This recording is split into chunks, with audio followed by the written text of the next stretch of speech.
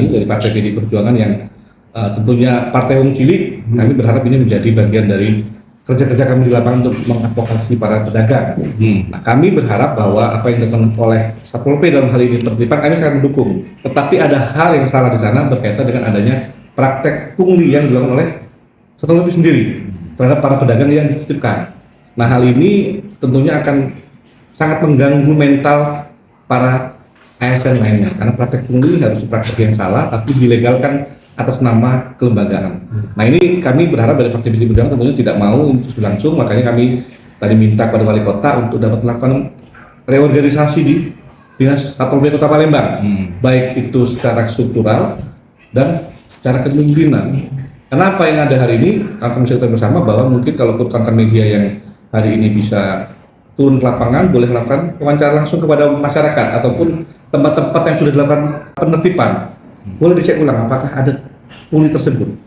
Boleh kawan-kawan turun ke lapangan untuk memastikan misal praktek ini ada. Nah, kami fraksi PD Perjuangan tentunya berharap praktek pungli ini tidak ada lagi terhadap proses penertiban.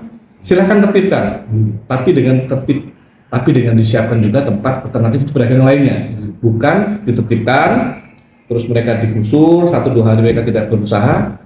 Berikutnya mereka boleh jualan dengan syarat menyetorkan sejumlah uang sebagai salah satu syarat untuk uang pengamanan sehingga tidak ditertibkan. Saya pikir kalau kawan-kawan juga di media melihat bahwa hari ini pola penertiban ini dilakukan oleh Satpol P adalah sporadis, tebang pilih dan tidak semuanya dilakukan penertiban.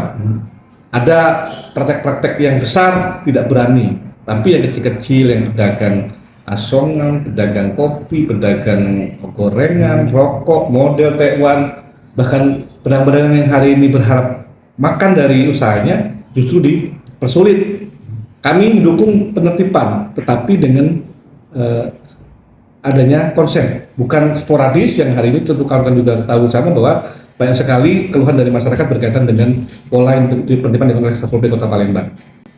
Intinya, fraksi PD Perjuangan tetap berharap pemerintah kota untuk bisa segera mengambil langkah dan tindakan berkaitan dengan adanya temuan di lapangan ada praktek pungli yang dilakukan oleh oknum Satpol PP, baik itu evaluasi secara kelembagaan dan kepemimpinan.